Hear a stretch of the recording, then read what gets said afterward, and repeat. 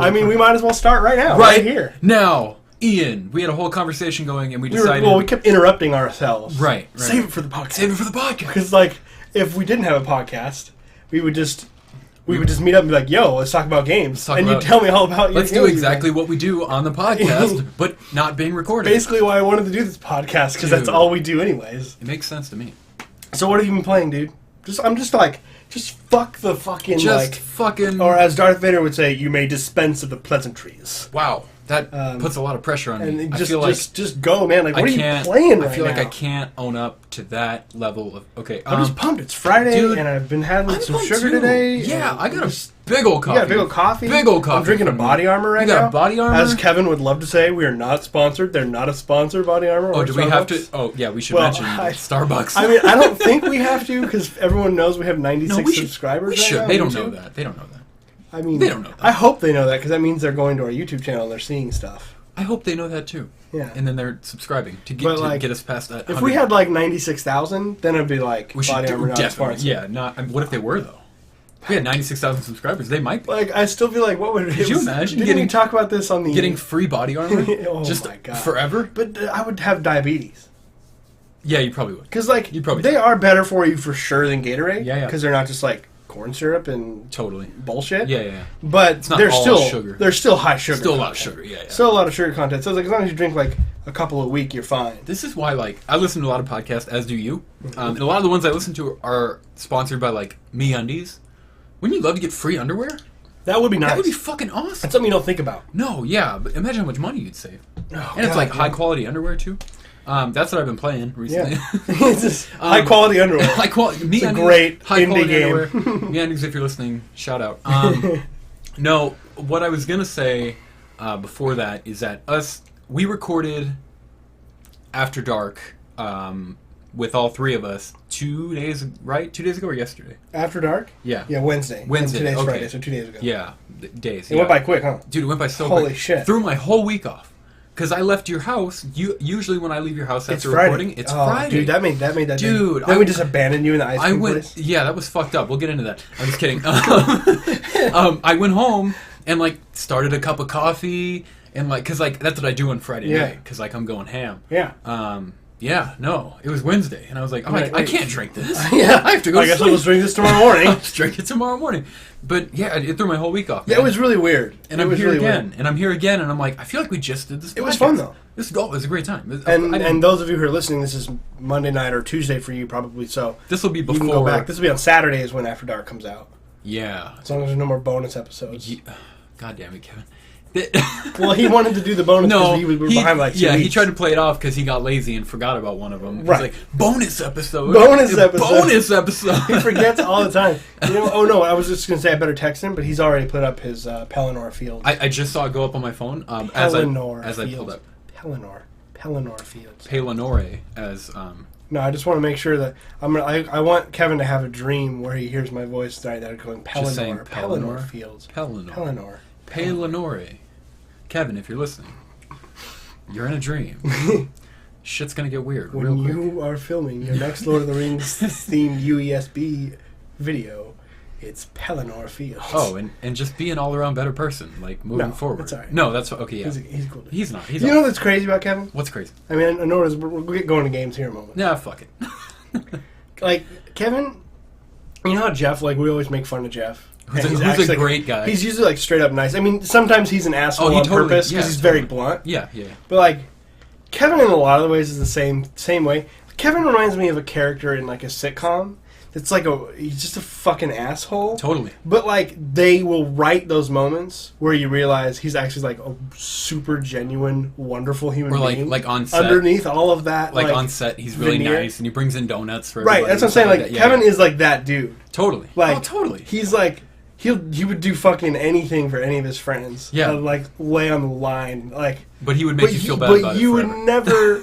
like, he'll never let you know that until that moment needs to come. Until you're hanging from the ledge. Yeah. He's like, fine, I'll help you. Yeah. Like, there have been times in my past where I'm like, God damn it, Kevin. I'm all mad at Kevin, but I'm like, I love Kevin, man. He's my brother. I can't hate Kevin. Because he'll always come back and be like... just a story that I shared. I think I might have shared it on a podcast before, and he'll hate this because I'm going to make him look like a really nice guy because he is actually a really nice guy. Yeah, allegedly.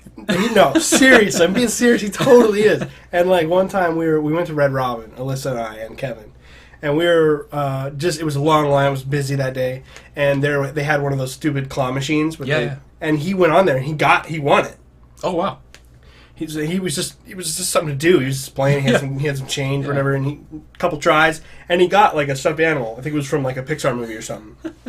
A character from Pixar. He pulls it out. He pulls it out of there, and his first reaction, he's not even thinking. He had already planned this. Find the nearest child and just give them a free toy. Oh really? Yeah. Really? Totally, and like he wasn't looking for like any kind of gratification or anything. He just. It was just automatic. He wasn't like, oh, dude, this is like, I'm going to keep this for... Because it might have been like a cool Pixar character, like, I'm going to keep this, or like, I'll give it to a girl someday, or whatever the fuck, like some kind of lame reason. Like that a lot of people who are more outwardly nice than Kevin might be, or less trolly than Kevin might holding be. Holding up quote fingers. Would hold it... Yeah, sorry, I was holding up quote fingers to those as far as like... People who act like they're all nice would have kept that in their own brain. They're like, oh, I might need this. Maybe later it'll be... His first thought, just give it to a kid immediately. So that was always my example story of like, look, Kevin puts on this whole show of being an asshole and being like, oh, I like to offend people. Let's be real. But at the end of the day, dude is a fucking badass, great guy. Really nice, genuine human being. Great guy, but let's be real. If that was a Game of Thrones Funko Pop, he's keeping that shit. He's keeping that shit immediately. Kid's gonna go, toy. But okay, Kevin's at that point, that kid into oblivion. Why is a kid watching Game of Thrones? Why not? More people should watch Game of Thrones. Ian. I'm just saying that doesn't really apply. What most that's kids not should a kid's do. Show, and that wouldn't. Why? Then I would be like, what the fuck are you giving this incest character to a kid for, man? Like, come on now. Incest character. Anyways, I took that way off the rails. No, man. I just wanted him to know that Kevin's a really great guy. Shout out to Kevin. And just no matter what he talks, awful things he brings up on a ZeroHP podcast. It's terrible. His After Dark podcast. He's actually really good. It's terrible. So what are you playing? Video games. Yeah, I forgot.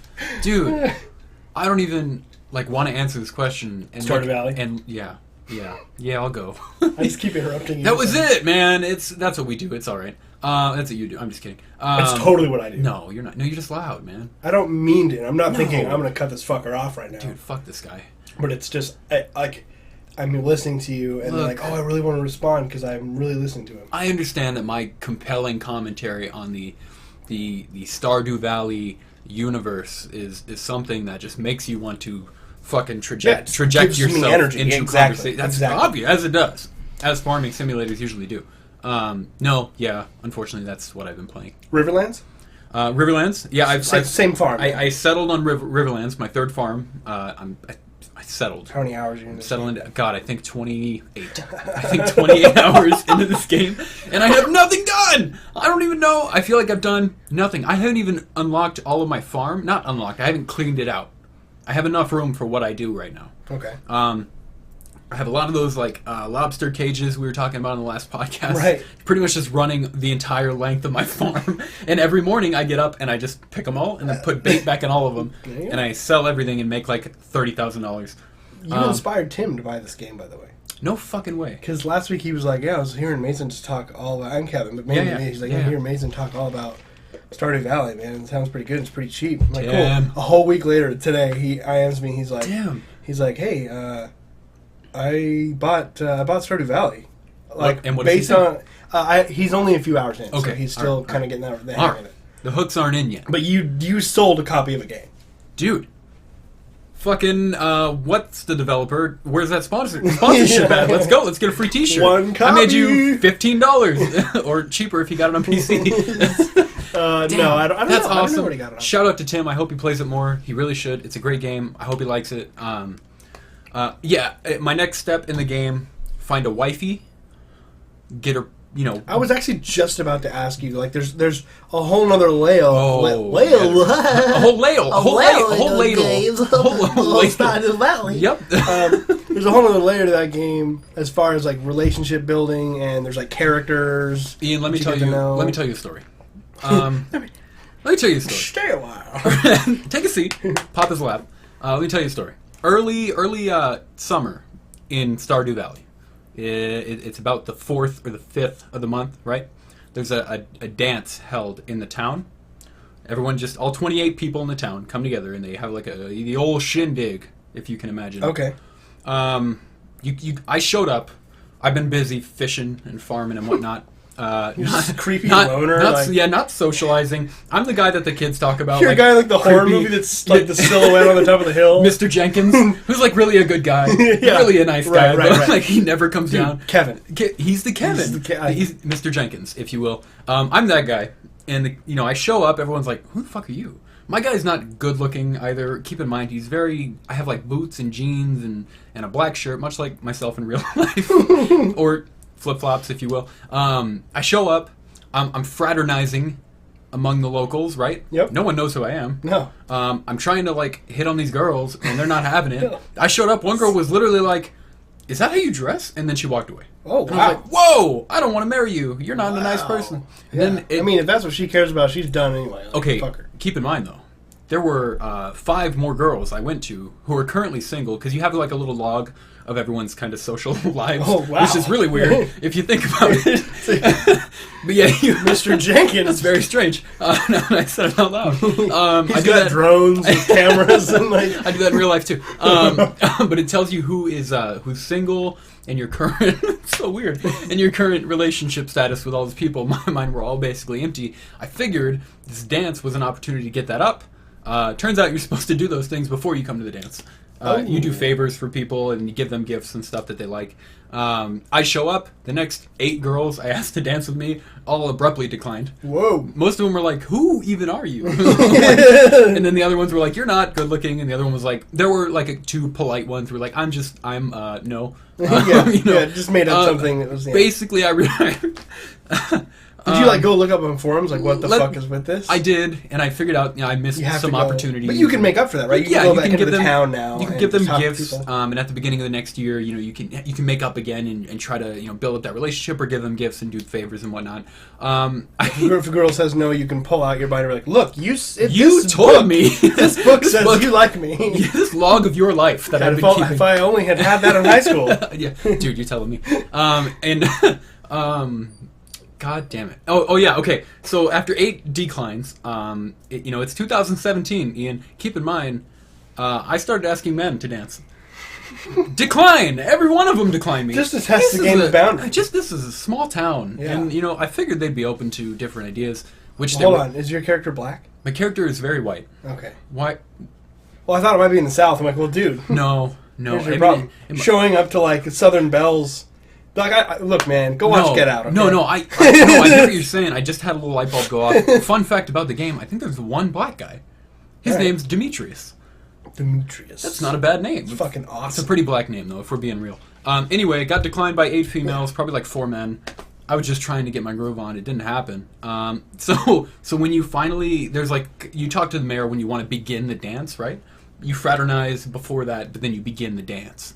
I tried everything. Nothing happened. I began the dance, and commences what is a very depressing animation of all the little 2D pixelated people dancing together, and you in the corner alone. Me in the corner. Wow. Alone. Like, is there a way to just end this? Like, just walk away? It makes you home? watch. Like, you could have left the dance. I could have left the dance, but I wanted to complete the event. I wanted it to be known that I arrived. I was in the corner the whole time. And then you wake up in the middle of your farm at like 10 p.m. There's no context. So dance is held around. You just got drunk, I guess. I don't know, or you got really sad, then drunk, and then really drunk. Yeah. Okay, one plays into the other, and then you wake up like in the middle of your farm at like 10 p.m. You're like, fuck. Sounds like Grand Theft Auto, and you have to like drudge yourself back to your little cottage and just go to sleep, and your dog's like, you're a piece of shit, and you're like, I know, and you wake up alone, and you go back to your fish. This is just me. At least there's lobsters. At least the lobsters love me. You know what I mean? And Will down at the docks, he taught me how to fish. Oh, cool. So you got a buddy. But he wasn't at the dance. He would have danced with me. He might have. He might have. But yeah, I fucked up the relationship part. So now in the game, what I'm trying to do is focus on that. I want to build relationships. I want to choose a female to impregnate. Have children. No. I want to insert my off spring into the womb of a female who I choose fit, and then go from there. And you can have like a Spartan thing where you like check for defections. If not, you just use them as bait in the lobster cage. No, that's exactly. There's a thorough check. This one has thorough checking. This one's pigeon-footed. Throw them in the cages. We divide her among 8 lobster cages, different body parts and whatnot. And then and there come in the profits. Yeah, great game. And I'm trying to sprout a little family, and before you ask, no, it's not to paint a wonderful picture of a farm family. It's so they can help me with this shit. There's a lot of lobster cages, Ian. Yeah, you need slave labor. I need slave labor. There's a reason there's no black people in this game. No, but fun fact: if you get a wife, she does actually do a lot of that work for you, and I found that on Stardew Valley Wiki, which is why I chose to get a wife. Because outside of that, I'm like, what? I'm gonna have to bring her gifts and shit. And like I have to deal with that in real life. Yeah. I don't want to deal with it in virtual life where I go to get away from real life. Yeah. But yeah, if she's gonna help me on my farm, that's pretty cool. It would make sense since that's literally your only livelihood. I mean, a lot of farm families all have responsibilities because that's how they survive. Father will do whatnot, wife does whatnot here. Yeah, just like they just split it up, and depending on how many kids they have, you have to have this done by the time you get home or whatever it is. Yeah, and you only have so much time in the day to get it done. So hopefully that's how it plays out. That's what I. So like, by the way, if you're offended by any like the racial stuff we bring up, like where was racial stuff? Where was racial stuff? Demetrius? Mainly by me, to be honest. Oh, shout out to Demetrius. I mean, I wasn't ever like being like, "Good, there aren't any black people in this game." I wasn't like ever saying anything like that. But I often, if somebody, I like to point out the fact that racism is like a problem. If somebody gets offended because I'm just saying, because you mentioned the South, they probably shouldn't listen to this podcast. It definitely don't go listen to After Dark with anything with Kevin in it. Yeah, but there's like different because after Kevin is very irreverent. And he'll say something just to get a rise out of somebody. Right. Whereas I am all into history. Right. And I have certain, I don't want to call them political, really. Mm-hmm. I have political views, but that's not what I'm talking about. But like, when you bring up the South, like, not a lot of good stuff will come out of me when I'm talking about it. Right. So. Right. We're talking a more modern South, which probably still isn't as good, but that's not where you were going. I was making light out of the fact that you're in a farm and there's no black people around. There's definitely one black guy named Demetrius. He works the wood shop. He's a decent guy. He hangs out outside all day. Dude, you know what's weird about this game? And I will get off the Stardew Valley dick train here in a minute. You literally begin to memorize people's schedules, which is really weird. But in like a tiny town, you would. You're like, just naturally. Like, you're like, Lori works at the grocery store, blah, blah, blah. She's always there, and they close at 10. I know she's not. I mean, that's not really creepy. Fun fact, Lori does work at the grocery store. They're closed on Wednesdays. They're open from, I think it's 6 to 5 or some shit like that. Yeah. But yeah, I shouldn't know that. But why? That's weird. No, it's not. But I don't know that about real people in real life. Like, even the people I'm really close to. But that's the power of video games, dude. Hell yeah. That's the power of video games. Shout out to Stardew Valley. What have you been playing, Ian? And I'm not ignoring you. I have to send a text message real quick. Oh, cool. What have you been playing? I beat Horizon. You beat? Finished. Horizon Zero Dawn. About 35 hours-ish. Okay. I haven't done everything. Of course. So I didn't platinum the game. I got pretty close. I'm like more than halfway to a platinum. I just didn't do a lot of the like... so they split up, as you know, the mission varieties into 3 sections. Main story, side... And then errands. A brilliant, errands. Call it errands. Thanks. That really makes me want to do those. Errands. You know what I want to do? Some errands. It's your day off. Let's go get some fun errands done. I took PTO off work to do errands. And sometimes I would disagree with how they qualified these different things because there are a couple errands that were like really good stories. A really good side mission. And then you have side missions that are like, bullshit. Hey, go get that thing for me. So I don't know what, but I basically was like, I'm doing the same thing with Mass Effect. In the interest of finishing this game, and I have started writing my review. Okay. I'm not very far, but I'm writing it. Okay. Just whatever. It'll come out when it comes out. It'll be there. It'll be like fucking like June 30th. This game released on February 28th. 2019. No one remembers any of this. Here's my review. It'll just turn into a vintage game channel. No, well, just like Arizona's just going to be an ocean by the time. Oh. All right, there's a big ruckus going on. What's happening? Alyssa's home. Oh. And the dogs are like, "Mah!" Yeah, dude, Dexter made a crazy noise. Yeah, he's like, "Mah!" It sounded like that. He was I was like, I thought we were being killed by like the Grudge girl. No, I was like, I don't want to die. No, it's just Dexter, and he was happy that Alyssa's home. Okay, good. That's all it is. So she's home now. Anyways, yeah. So Horizon, working on the review. I should have it out in a few weeks or so. Okay, cool. When I get the time, writing it up. Well, but dark. I know the monitors just went to sleep, and we don't have the light on. Anything to save a little bit of heat. Oh man, anything to take a degree or two. Is it just us, or is that making a little bit of a difference? I think it feels good. I think it makes a little difference. I turned the AC up a little bit too. Keep in mind, last podcast we did, featuring Kevin, had all three of us in there. and I had pants on.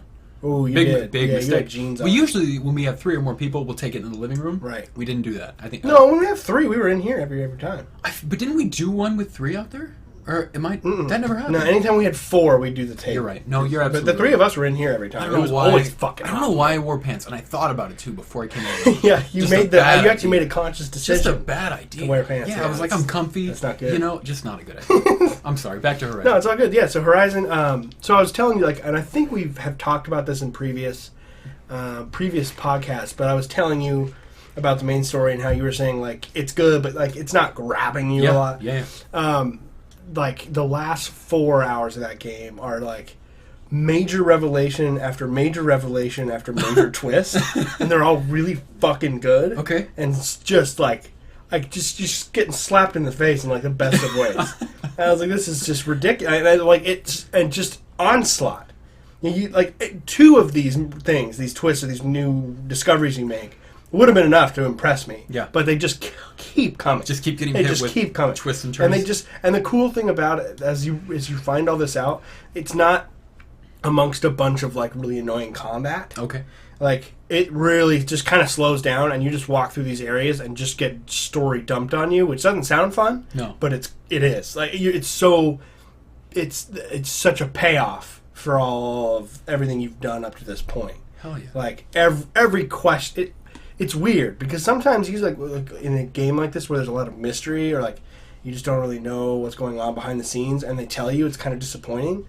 I think that maybe made it even better in the sense that everything I was never disappointed in. I wasn't oh, that's it, ever. Yeah. I was like, holy shit. Because we've all been there where you get to the end of a game and you're like, oh. Yeah. Or like Stephen King always says and some people don't think he's a good writer, and that's a debate for another time. Mm-hmm. But Stephen King, one thing that he says is usually the scariest mysteries and the most interesting mysteries are the ones that never actually get answered. You should still be what the fuck at the end. Yeah. Which might be unsatisfying. But how many horror movies are out there where it's scary in the beginning because you don't know what the fuck is going on. Right. And once you figure it out, it's an action movie.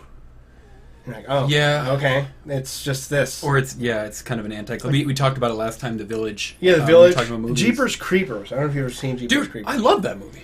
I don't know why. It's because I was really, really young when I watched it. No, I get that. So it scared the shit out of me. The first half is brilliant. Yeah. Now, are we the kids in the car? The first one. One. Okay, so with the first one, not Jake Long. What's Justin? Is that, I don't know. I see his face and I know that he's recognizable, but I don't know his name. Okay. But he, they're stupid kids or whatever, but it's you don't know. You see him dropping that thing, a body down the hole. Just a truck driver, a weird truck driver thing. Yeah. And when they're, it's classic horror tropes. They're going down and looking in that pipe, and they're idiots still. But you don't know what the fuck. And he goes down there, and there's all those people stapled to the walls, and it's really disturbing. Yeah. And you don't know why or who he is. And then the second half, he's just a flying monster tearing people's heads off. Very, very. And they're just running around shooting. And I'm like, okay, now I know everything. Yeah. I'm no longer. Yeah. I'm not curious anymore. He's just a demon. Yeah, when they get to the police station and he's just literally ripping people in half, all the cops and it's action. He's not bad, but I'm the first half had me just in circles. What the? Who is this? What is going on? And that is the strength usually of of a mysterious story. And I was worried that Horizon was going to drop that because it's how can you explain robot dinosaurs in a way that isn't just fucking stupid? Why would there's no reason to build robot dinosaurs. Do they explain it? Absolutely. Really? And you're like, oh well, shit, that makes complete sense, and that's amazing. Can I? God, I almost. No, I'm not. I almost spoiling. Want to guess. I'm not spoiling because I have for you or anyone. Possibly. I have just little inklings of wait, okay, maybe I kind of But would you? Well, the inkling you have is right because it's a story in the future where, our civilization as we know it has been destroyed and there's robots around. Yeah. The link you're making, as we've talked about before, well, some kind of Skynet shit, right? Kind of. Obviously. There's robots around and the humans are basically restarted. Right.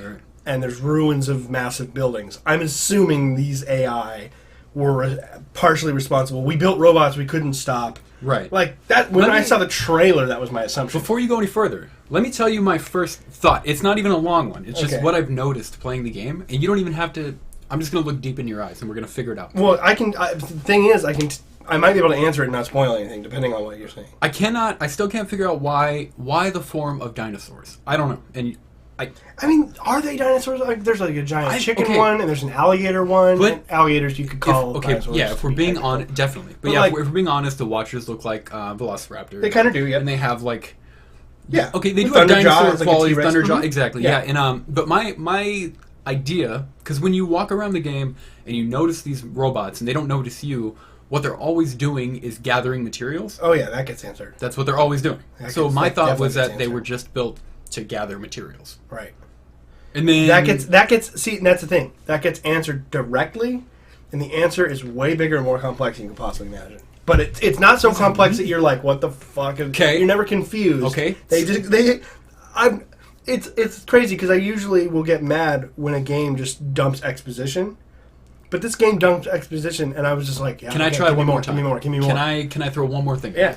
Okay. They were built to gather materials, and they're built that way to defend themselves against something else that humans couldn't defend themselves against while they're gathering materials. Huh? I don't know what you're saying. Come on, man. I was trying to follow They wouldn't shoot fire if they were just trying to gather. Well, they might. I don't know. It depends on what they're trying to gather, right? Okay. There's 3 different things that you learn that all coalesce into creating Let's those just answers say to all that. Everything you're wondering about gets answered. It's crazy. I can't remember the name of the robot, but you walk up and it's like sawing the ground. Yeah, there's a couple that do that. The Glenhawks do that, and the Longhorns, or whatever they're called, do But that. either way, they have ones that fly, like you said, the Hawks, and then the Glenhawks. Thank you. And then you have like the alligator type. Yep. So everything, you can go in water, you can go in the air, reach they high serve, points they all and whatnot. seem to serve some form of purpose. But they obviously have an offensive attribute to each one of them. Can put up a fight. Well, they do mention pretty early in the game that they've recently become more aggressive than they were previously. So what I was trying to say was they're built to gather these materials, I think, but there was something stopping humans from gathering the materials, so they gave these robots the ability to fight the other thing, and gather materials at the same time. No? No. Really? No. I thought that was really good, man. I know, it was. It was good. It was good. Damn it. But it's much more, it's simpler than that. Yeah. But there's a lot of layers on top of that you learn. I don't want to spoil it. Okay, yeah, you have fine. to just play the We'll game. talk about it when I finish. So I finished that, and last weekend, as I brought up last time, I was home alone. I didn't have anything to do. A lot of time. I was all by myself, a lot of kind free of time. lonely. I was like, oh shit, what am I going to do? So, and Horizon was done. Mm-hmm. So I only had like 10 hours in Mass Effect, and now I have like 30 hours in Mass Effect. Jeez. That's all I did. Okay, no. Do you like, not that you disliked it, do you like it more now that you've played it longer? Yes, definitely. I still have a lot. Like there are a couple of issues that I can tell are just going to be there the whole time. And you're post-patch now. Post-patch, yeah. There's a few things that are just... You can't patch bad writing. Well, we've said that before. Yeah, exactly. Can't patch bad writing. There are characters in the game that I didn't like at first, and I'm now I'm liking more. Yeah. It's just, in general, the writing is simply not as strong as Mass Effect Trilogy. Yeah. It's a reality that I've had to adjust to. I'm not going to adjust to it to where I don't think it's a problem. I'm always going to think it's a problem. It's going to affect the rating big time. Yeah. But it's not, like, at times in the beginning, my standards were so high, it was really cringeworthy. I was, like, pissed. I'm not as pissed anymore. I understand. Fine. It's not as good, but the combat's really good. Yeah. Again, it's the exact same thing I said like when in my first time I did first impressions. Everything that's really good about the game is a ball and chain with the negative. Yeah. That's associated with the same thing. So like combat is fucking awesome. However, like every single planet you go to have the same quote unquote wild animals, like the same like 3 animals. Yeah. And they're on every single planet. Now, there may be a story reason for that, but they're just like randomly dropped throughout the world, and they're just like, well, I don't know. It's just it nothing has that natural, in an Elder Scrolls game where you just come upon something. Yeah. You'll come upon weird wolves attacking deer, or people, or a group of people attacking in Skyrim a giant's camp with the mammoths, and they're attacking them. Yeah, and there's just the worlds are. Things are going on when you're not there. Yeah. Mass Effect Andromeda feels like things are placed for you to just kind of like, oh yeah, there's a big monster. And then they begin to fight this big monster here. But on the other side of that, like the controls itself, I love the combat so much. And I'm starting, like the main story is actually very interesting. So it's a constant up and down. Yeah. But I'm 30 hours in. I would not play 30 hours of a game that I'm not having a good time. Of course. So it's a very interesting experience. Writing reviews is going to be really hard. It's gonna be really challenging. Yeah. Horizon, easy review. Yeah. Because it's so fucking good. The Mass Effect review is probably going to be a very emotional. I don't know how, and like some people will debate about the merits of giving ratings. I always feel like, obviously, it is just an opinion. Oh yeah, and I have a Mass Effect collage wallpaper that just came out. Some people debate those merits about like, what's the point of rating it? It's all about the words. And that's true. I've just always, I don't know. What do you think about rating numbers on a review? I think it's weird. I think I like it for some reason. I don't know why I like it, but I do. I don't know. And we talked about it before, but it was a long time ago. Like when I just started doing these with you guys. Remember when we were going over like a review roundup of a game? I don't remember what game. It might have been Ghost Recon. We talked about how you have to find people who have the same taste as you, and then follow their review. That's the best you're going to get, because you're never going to feel the same way about a game that everyone does. No one's ever going to feel the same way about anything. You know what I mean? And we read a review for Ghost Recon Wildlands. Not to go there again, but the guy mentioned like, he was like, the glitches are great. Yeah, he liked it because the glitches were funny. Yeah. And like, to me, there's nothing good about that. But specifically, there's a debate that the GameSpot and stuff should do away with scores, numerical scores at the end of a review, because people will scroll right past the actual meaningful words. That's a fault in their own shitty character, but a lot of people do. And they'll be like 7.5, and then they like. I don't mind the number. For me, that's how I always think about, like, when I rate a game, when I come up with a number, every game starts at a 10. I'm not expecting a 10. Right. But the way I do is I start at a 10, and even the smallest issue that I take that I think is a problem, half a point. Yeah. Point, half a point. And eventually, that's kind of how I start coming to my number. And I don't know. The thing is, someone can reach a number, but do we need numbers, or should it just be the words? I mean, it's an interesting. No, absolutely, and you're right. It absolutely depends on the person. I always read the review, because what I'm going off of is how well does a game do what it's trying to do, not like how you know what I mean. Does that make sense? How well does it? If it's a multiplayer based game, does it execute its vision? Exactly, and that's what I go off. So you have to read that to get that. You can't just go through the pros and cons. Absolutely, the number and the pros and cons. So stupid. But then again, I definitely don't think you should do away with review scores. What do you like about scores? I like that if you can. You were not prepared for this topic. I'm sorry. I'm totally you're fine. If I'm rambling, no, you're doing great. I was just realizing, I'm like, you didn't even know we were having this conversation. This is what we've been talking about anyway. This is not. So what do you like about review scores? I like that if you can find a person who reviews the way you do, whether it be, if you know, as we've talked about before, if you compare like GameSpot to IGN, GameSpot's always a little more critical.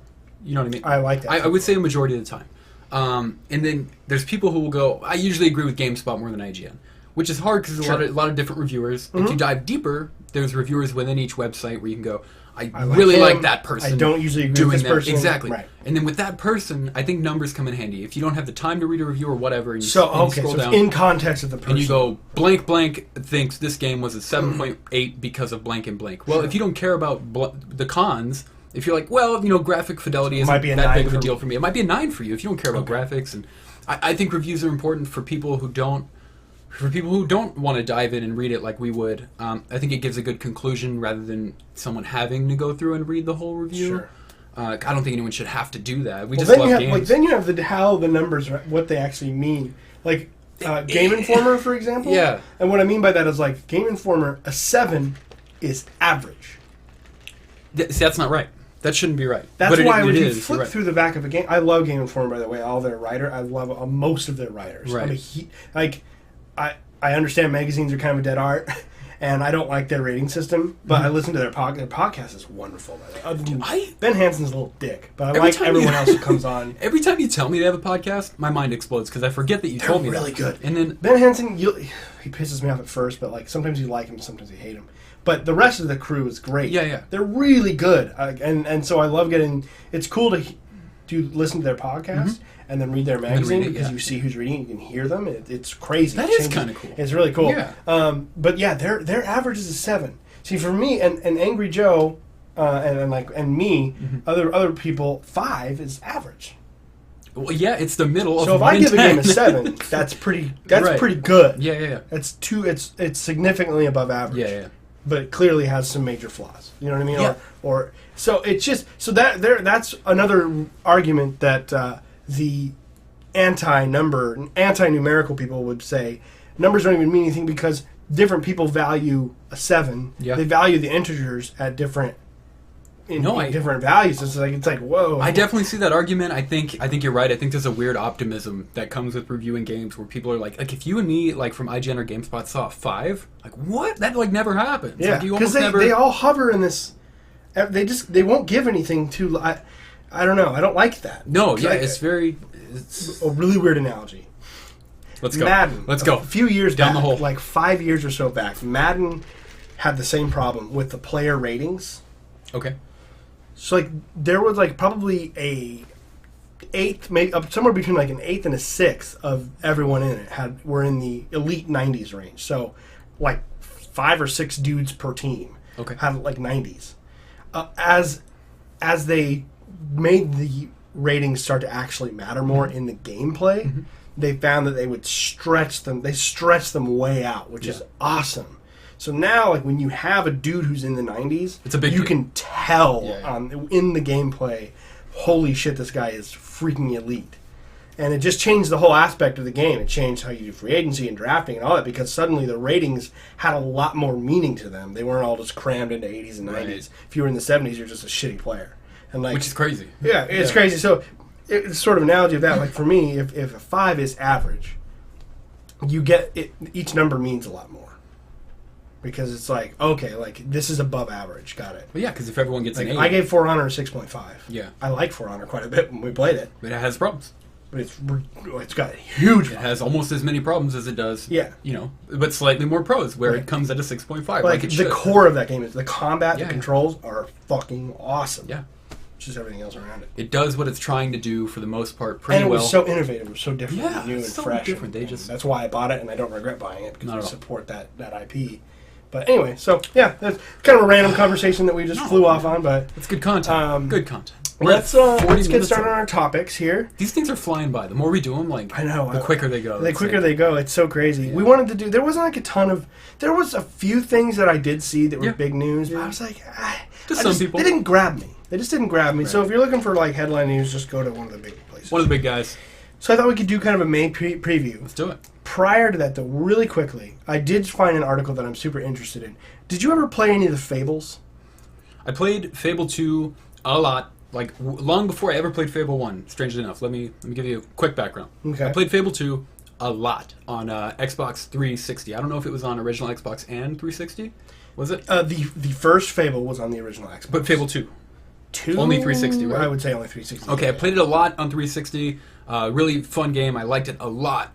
And then they did the kind of remastered version for 360 of Fable 1. It was hard for me to jump back after playing Fable 2. Fable 1 I liked a lot, though. I liked the way you progressed, depending on the direction you chose. If you were evil, you kind of grew horns, and people reacted to you differently. If you were good, you got like a halo, which was cool. And I had such a great sense of humor. Yeah, it really did. The way people talked... Very British humor. Very British humor. Extremely British humor. Some of the best, though. And then with Fable 1 and 2, I liked that you could go into a town, kill everybody, and if you came back to that town days later, it was in ruins. People were still trying to recover from what you did to them. Yeah, they really wanted the world to be impacted by your actions. And then Fable 3, I don't know what happened. I never even touched Fable 3. I played it... I tried to play it a lot, and it was co-op you could do. I played it with my younger brother when it came out, and it it didn't. Okay, first of all, if you were player 2, it gave you no personality, which I don't like about games. If you're going to be co-op, I feel like in a story-based RPG. Exactly. I feel like both players should be allowed to progress and kind of do a thing. But no, if you were player 2, you were kind of just a peon who was there to absorb damage, and you leveled up, but you didn't change. That's lame. Fable 3 had a lot of problems with if you were a good guy, you were fucked. If you ever wanted money or love or anything, if you were a bad guy, making money was easy. Yeah, because you could seize property and stuff. Raise the taxes up, seize property, whatever you wanted, and then you had a room. Like a king, right? Yeah, you're overseeing a land. I think that you're trying to build back up. If I remember, it was a long time ago. You had like a brother, or like the guy who was king was evil. Yeah. But then you realized that he had a good reason for being evil. He was waiting for like the destruction of the world. And I just know that you have a treasure room in your castle or mansion, whatever. And then I remember when I was good, it was always empty. But when I was bad, you had to climb the gold to get to the top. Like, that's all I remember, and that was a problem to me with that game. But it's kind of realistic, so good guys get finish last, as they say. But yeah, not to go off on a Fable tangent. I'm sorry. That's the whole point. I loved 1 and 2. I loved 2 a lot. That's the first one I played. 1 was great. And then I remember getting like 10 or 15 hours, and for it didn't absolutely grab me. And I remember I abandoned it. 1 I played a ton of on the original Xbox. A lot of 1. Yeah. But the reason we're bringing this up is because, Phil Spencer's a very smart man. Yes, he is. And he never would say, he doesn't just talk out of his ass. There was a tweet. It's just a tweet. It's just a tweet. He was responding to a fan asking if there was ever going to be a Fable 4. Now, obviously, that question is tough because not only did they cancel Fable Legends, but they closed the developer, Lionhead Studios. Yeah, that's what I was going to ask. A huge deal. Didn't it shut down? Yeah, Microsoft closed them down. Not long ago. Wasn't it within the last year? Yeah, a couple years ago or whatever, yeah.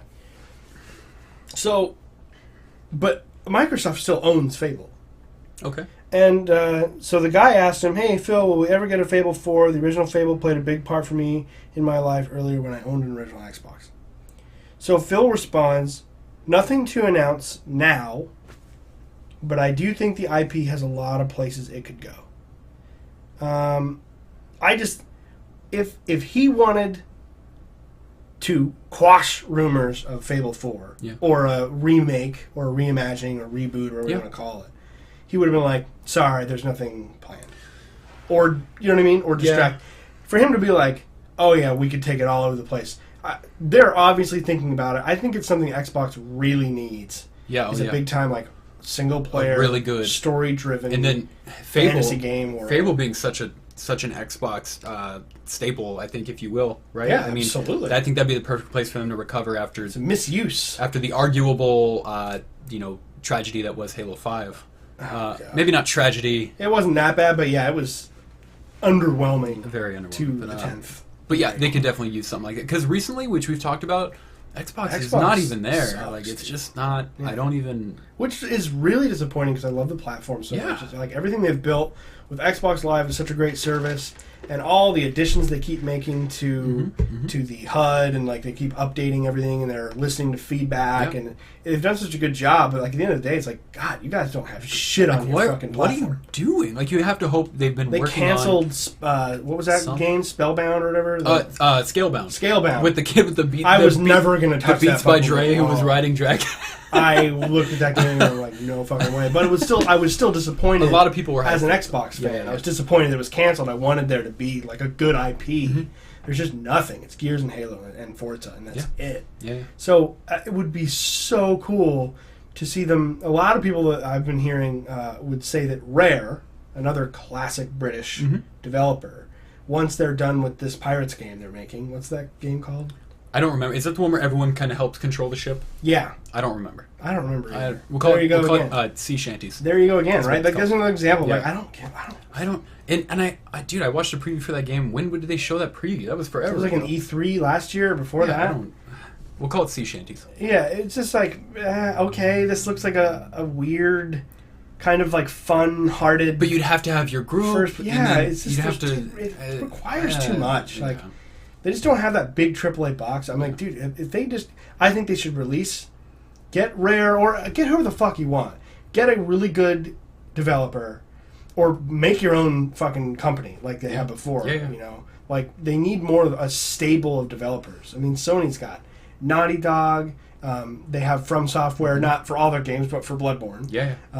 They've got just Polyphony that makes the racing game, Gran Turismo. Oh, okay. They've got Guerrilla Games for Horizon, Killzone. They have like this, all of these studios that can make them games exclusive for their console that are fantastic because it's their own internal quality control. They have direct control over everything that's going on. They don't have to go through a third party. Yeah. It's all, the quality of the game is literally up to Microsoft.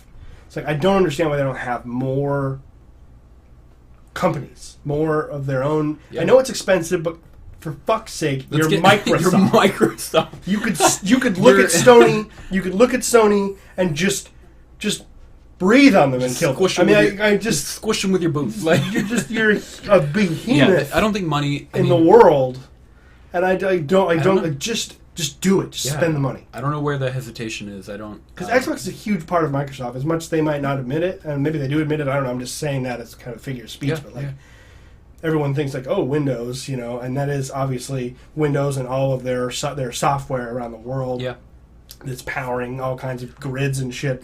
But I mean, Xbox is their public face now. Yeah. Really, yeah. You know, that and Windows is like how they interact with consumers worldwide.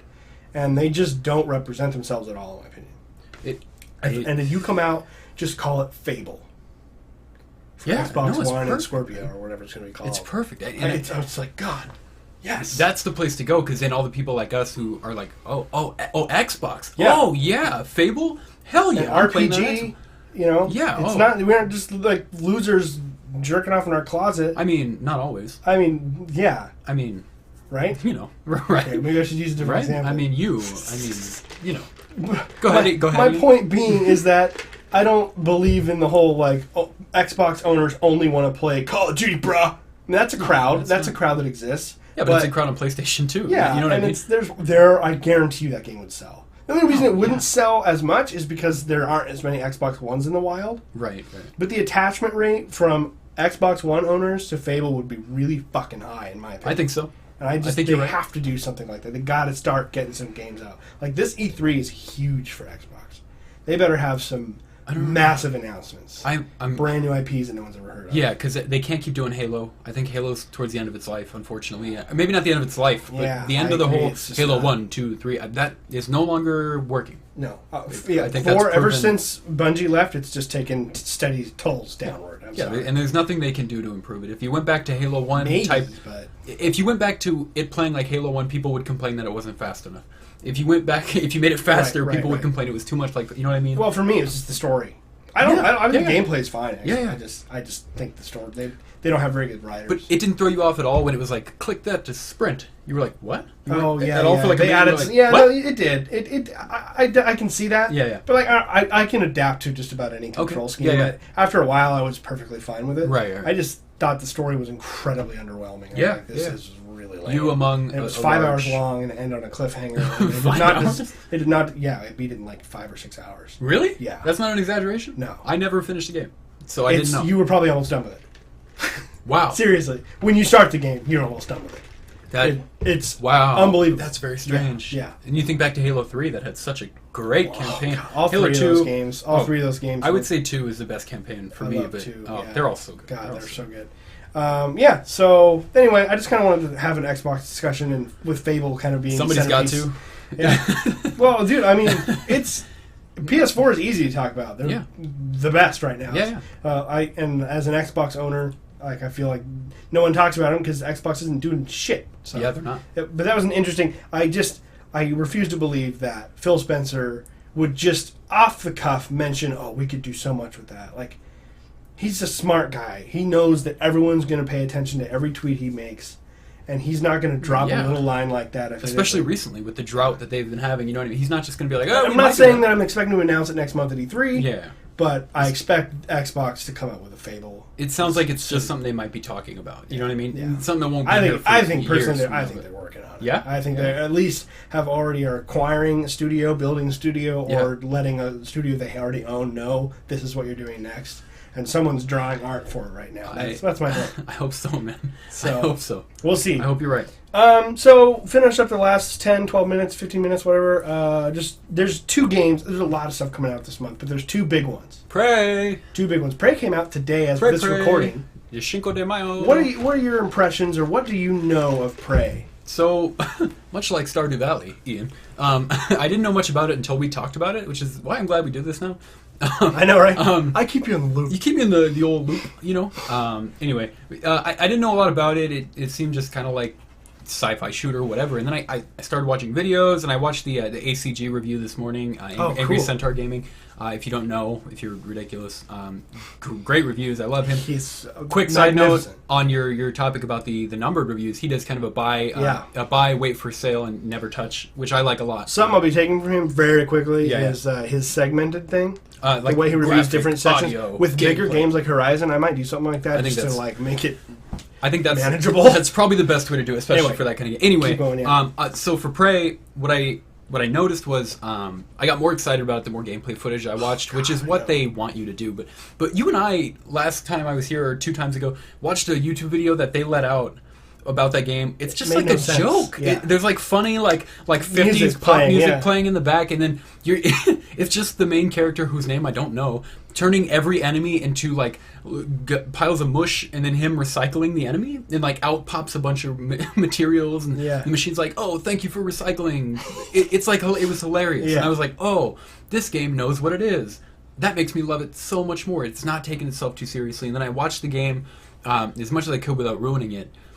What I noticed a lot is I really love the way it treats you if you choose to be more of an alien. Mm-hmm. You know, those are layman's terms. You can introduce the alien's DNA. Yeah, but apparently, like the auto turrets will shoot at you. The ship will turn because it can't decipher you from the alien. Yeah, and there's these mimics that like turn into toilet coffee paper. Cups, chairs. Dude, so what ACG was talking about, I won't go too far into it. In his review, is like you'll be fighting a mimic, it'll jump behind you, you'll turn around, it's gone, and then you're like, was that cup there before? Yeah. That is... that's brilliant gameplay. Brilliant, dude. And then you're like, that fucking cup wasn't there. Now you're questioning your own sanity. Yeah. You're literally questioning your own sanity. The game has you doing that. And then the cup kills you. And it's like, that had me so excited. That one sentence had me so excited. I saw this hilarious video. I don't know if it was by the developers, but it was an official video of like what happens when you play Prey for too long. Yeah. And a guy's running around with a wrench, hitting every inanimate object he can find just in case it's a mimic. Man. You can't trust anybody. He's just hitting every chair and cup and clipboard like it might be a mimic. You can't trust anything. And they showed as well you can use that ability kind of to your advantage. It showed he needed to get into like a locked area. Mm-hmm. And there was a pen on the desk in the room, so he transported to the pen, rolled off the table, came back into human mode, and there was so cool. So you can take on the mimic. You take on the mimic powers, and then he picked up a shotgun and he like found it in the room, let himself out. So that's really cool. Apparently, it's not. I don't want to say open world. Yeah, but I know what you're saying. Dead Space-ish. Yeah, from what I understand. You can kind of like backtrack and like. Yeah. I'm wondering if it's got kind of like a Metroidvania style to it, as far as like. You will get certain powers that will allow you to unlock sections that you were passing by earlier that were inaccessible to you. That's how it sounded. Yeah, that's pretty cool. What are your thoughts? Me, 2 things. One, I love Arcane Studios. Mm-hmm. They developed the Dishonored games. Oh, yeah. I love Dishonored. I love the art style, the story, just Dishonored the whole idea behind Dishonored. Dishonored 1. I haven't played 2 yet. I haven't played 2 either. I bought it on day 1. Never played it. Haven't played it? Never played it. There must have been something else. There was just a bunch of shit going on. But Dishonored 1, they released it for Games with Gold 1 month back on 360, and I got to play it for free. That was a great game. Yeah, and like their art team is really strong. Like as far as the art is, obviously it's good, but it's really distinct. Yeah. Like you can look at Prey. It's a first-person science fiction shooter. You look at it, that's Prey. Yeah. Despite it being science fiction first-person, how many of those are out there? But it just looks so different.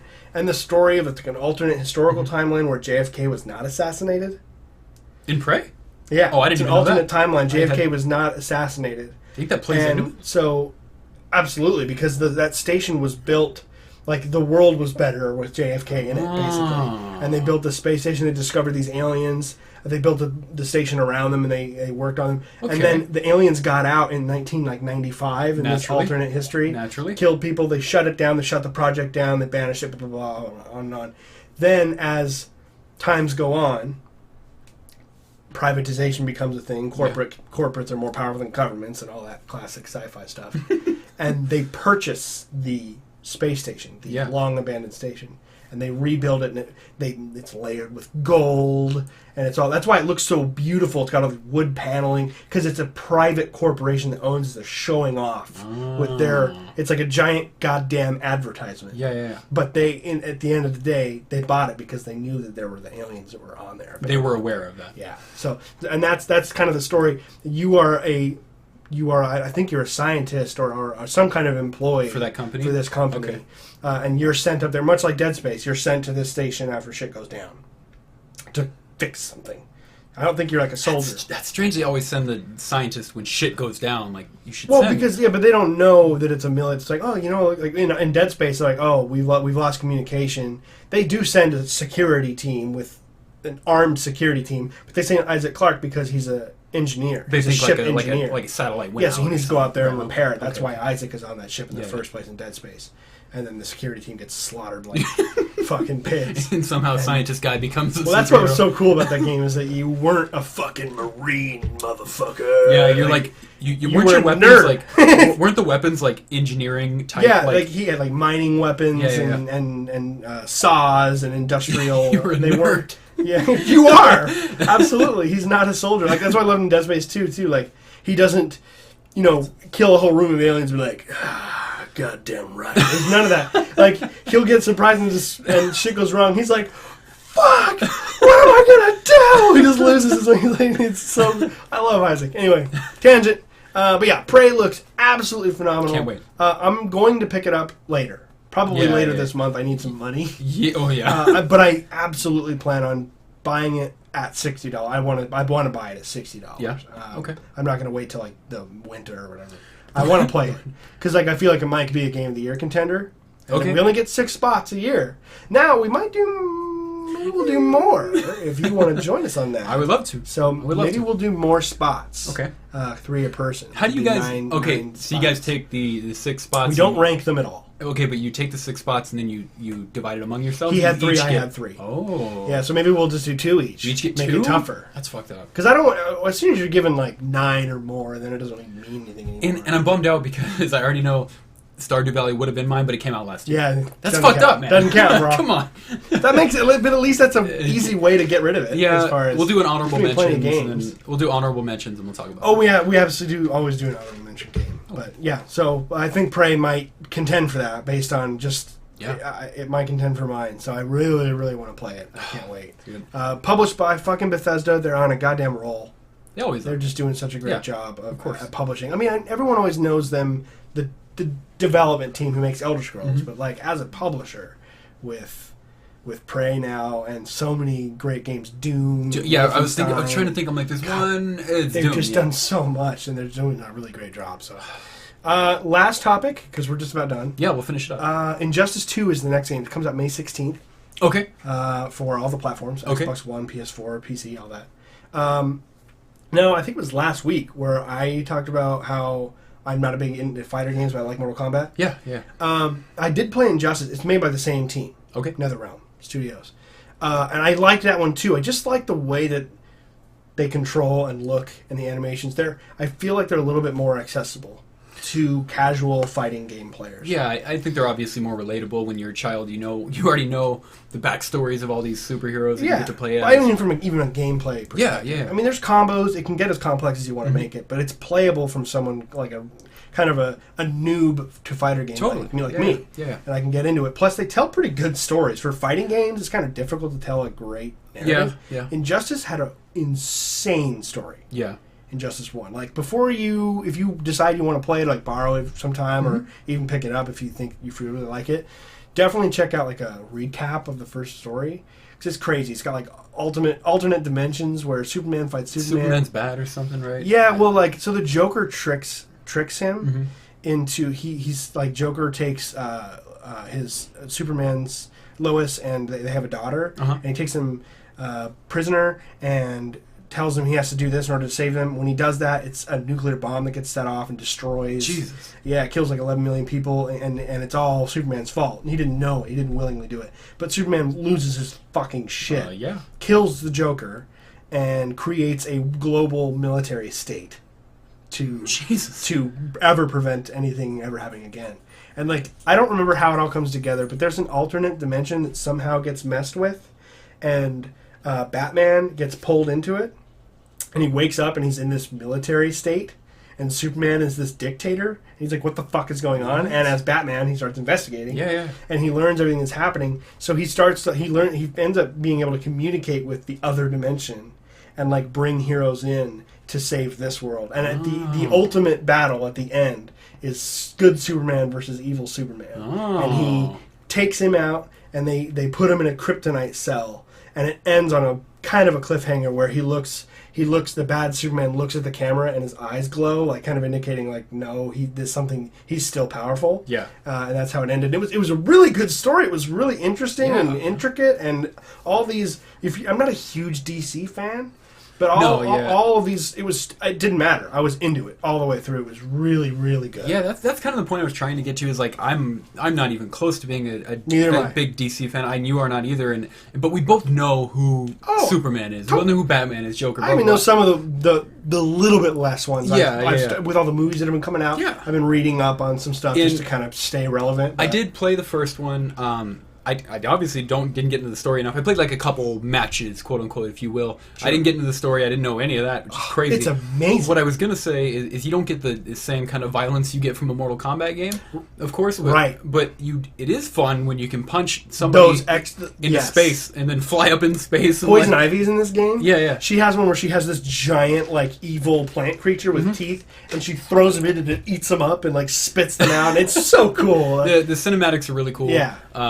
They're really true to the comic book nature. Yeah. They're fantastic. There's a bunch of customization in this game that almost add in like RPG elements. I can almost feel hardcore fighter game fans cringing a little bit. Yeah. But for me, I think it's really cool. They have like different armor pieces that change some of their basic stats, like their speed and their health, and it changes their look too. So you can go online with your customized. So it just adds, for me, it adds more of a reason to play the game other than just getting good with this character. Yeah. As you're playing with this character, you're unlocking upgrades for them.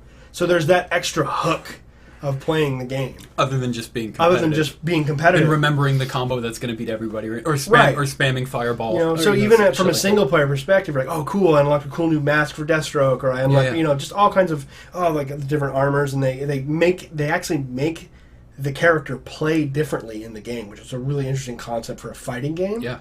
So it looks really good. It looks super polished, and they make damn good fighting games.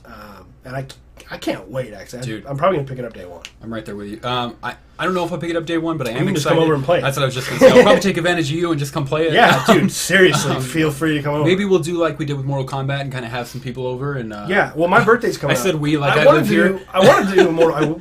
I said we, like, hey, we're going to have people over here, sweetheart. We're not, shut up. Maybe you'll have people over and we'll do a thing. I was thinking about doing that for my birthday, actually, at the end of the month. Cannot invite Jeff. Yes, he can. Jeff can't come. Yes, he can. He can't play. He creates drama because what the kind of tournament not that I don't like to do classic bracket tournaments. Yeah. But with fighting games, which I feel like it just allows people to play more. He'll be the boss. I do King of the Hill. Yeah. I do King of the Hill. Yeah. So you just pick two random people. They play. The winner stays. The loser gets up, and it just keeps going. And you just track how many rounds you were king. Okay. And at the end of the night, whoever has the most rounds won as king wins the tournament. It's fun, and you don't have to keep track of like a table. You just keep going. You just keep going. And hopefully people cycle out, and then you get a whole group. Your whole room is rooting against Jeff, who's been king for 11 rounds consecutively. And every time Jeff gets hit, the whole room goes, "Fuck yeah! Yeah! Come on, Kevin!" And it's so fun. Jeff takes a sip of his beer and then destroys Kevin. But eventually someone takes him down, and everyone's like, "Yeah!" And they're like shaking the other guy, and it's just it's fun. I love King of the Hill. It makes for a good environment. Yeah, it is great. It's one of the few ways we're able to play physically in a room. That'd be exciting. That'd be cool. So it's a lot of fun. So cool, man. We're at 1 man. Any final thoughts for the week or? No, I had thought there was nothing great in gaming for May, and now that Prey and we've talked about it more. Previously I wasn't that interested in it, but now I'm really interested. Hopefully I'll pick it up soon. Like you said, we don't get these games free yet, so no. Unfortunately, that does cause a hindrance sometimes. But I need to finish Horizon before I do anything. Yes. Stardew Valley is going to be around for a long time. It's going to be a game I keep jumping to, but I don't you want need that game. Yo, I need that game. That's ESO for me. That and Hitman are my ESO, if you will. I can jump in when I'm not. I have like a couple minutes. Sure. An hour, not a couple minutes, but you know what I mean. Yeah. I want to finish Horizon. I want to get Prey. I'm excited about Injustice 2. When did you say that comes out? 16th, I believe. May 16th. Of this month? Fuck. Next week. Is that next week? Is that next week? That is... No. Yes. 8 days from now. No. Today's Tuesday the 16th. So it's a week from Tuesday the 9th. A week from the day that you're probably listening. That same week, the 19th, Alien Covenant comes out. And speaking of Alien, we have some shit coming for that, but that's later. We'll talk about that later. Yeah. Cool. No, man, I'm excited. August is... right? Yeah, August is good. I'm excited for that for Dawn of War. Not Dawn of War. Shadow of War. Oh, yeah, August. I apologize. Shadow of War, which I'm excited for. Yeah, Uncharted Lost Legacy comes out the god same fucking day. 22nd. 22nd of August. Isn't that piss ya? It sucks being a gamer, man. I'm getting Uncharted first. It's an expensive hobby. I don't know. God, it's an expensive hobby. The only reason I want to get Uncharted first is $20 cheaper. And to finish it, so you can play Shadow of War, because that's going to take a lot more time than Uncharted. Oh my god. You have any final thoughts? No, man, I think we're good. Cool. We're keeping to a tight schedule today. You know what to do. Like, subscribe, whatnot. Follow us on Twitter all that fun at stuff. ZeroHP TV. And enjoy your weekend. Or your week. Enjoy your week. And I'm sorry that it's a weekend. Good luck. Good luck.